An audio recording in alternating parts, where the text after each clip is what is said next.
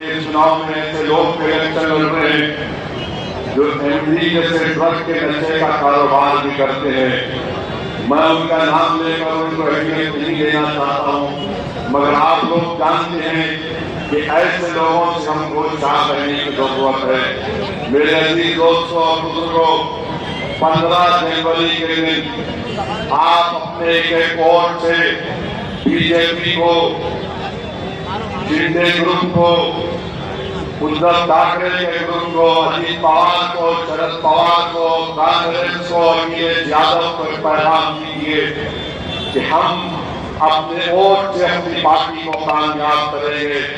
अमरावती में आपको अपनी जमात को मजबूत और कामयाब करना है। ऐसे उम्मीदवारों के हक में अपने वोट का इस्तेमाल करके अपने वोट को जाय होने से बचा लीजिए। मेरे अजीज दोस्तों और बुजुर्गों, आप जानते हैं मेरे भाई कि महाराष्ट्र में जब से बीजेपी की सरकार बनी है एक जुल्म के दौर का आगाज हो चुका है और ऐसे वक्त में जरूरी है कि आपके नुमाइंदों को आप कामयाब करिए। याद रखिए, अगर आप ऐसे पार्टी के उम्मीदवारों को वोट देंगे तो ये लोग ना कि में लड़ने की कोई ताकत है ना कोई जज्बा है। मजलिस अगर इलेक्शन लड़ रही है तो आवाम को कामयाब बनाने के लिए लड़ रही है। मजलिस अगर इलेक्शन लड़ रही है तो आपकी क़यादत को मजबूत बनाने के लिए लड़ रही है।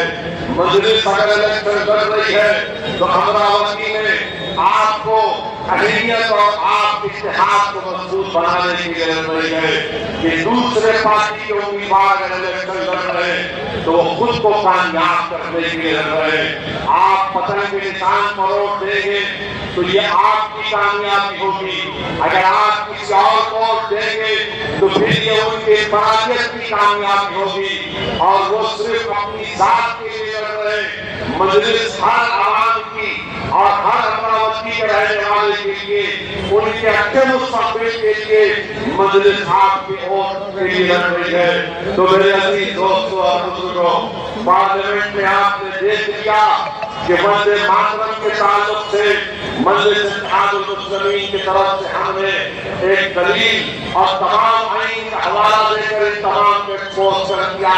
और कौन था जो पार्लियामेंट में खड़े होकर कहा जब वतन की एक डब्बे से हमको मोहब्बत है, मगर हम जमीन और आसमान के खालिक की इबादत करते हैं।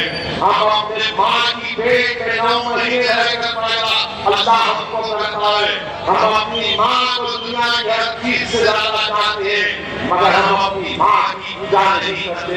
अगर हम किसी की इबादत करते हैं तो अल्लाह की करते हैं। कौन था पार्लियामेंट में जिसने खड़े होकर कहा था कि या का नाबुदु और या का नस्तईन? याद रखो मेरे अजीज दोस्तों और बुजुर्गों, भारत की पार्लियामेंट में सब नेता थे।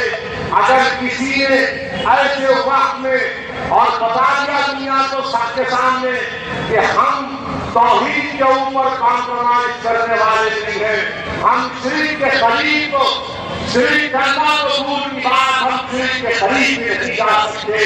आप याद रखिए, यही चीज होती है अगर आपका नुमाइंदा कामयाब होगा तो दुनिया के सामने आपके मजहबी तशद्दुद को भी पेश कर सकता है।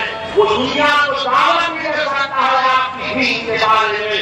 मगर अगर आप अपनों को छोड़कर गैरों का गिरफ्तार थामेंगे तो फिर याद रखिए 70 साल से हमने सबको आजमा कर देख लिया। अगर आज हम कमजोर हैं और बर्बादी के सहारे पर पहुंच चुके हैं तो हमने इनके ऊपर भरोसा किया। इन्होंने हर मोड़ पर न सिर्फ हमको धोखा दिया बल्कि हमारे जलते घरों को देखकर अपने सर को पलटाकर वापिस चले गए। इन्होंने हमारे बच्चों की जवानी को जेल में बर्बाद होते देखकर ये लोग आवाज नहीं उठाए। अब एक आवाज से रुक चुकी, आवाज से रुक चुकी है। वो अपनी तकरीर को मुकम्मल कर देता हूँ। मेरे अजीज दोस्तों और बुजुर्गों,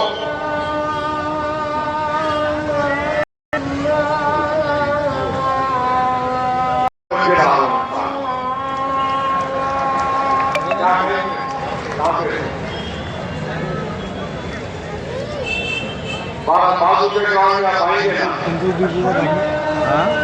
अपनी और स्वाइन होता है। बारात में ऐसी दोस्तों और बुजुर्गों डरने घबराने की जरूरत नहीं है।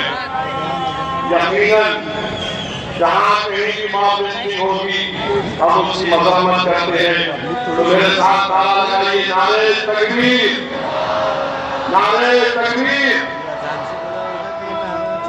हाँ, बटन के निशान पर बटन दबाएंगे ना आप लोग, तो हाथ उठाकर बता दीजिए कितने बटन के निशान पर दबाएंगे। जरा सेल फोन की लाइट खोल के दिखा दो सारी दुनिया को कि अमरावती में इंशाअल्लाह ताला बटन के निशान पर बटन दबने वाला है। पब्लिक का रिव्यू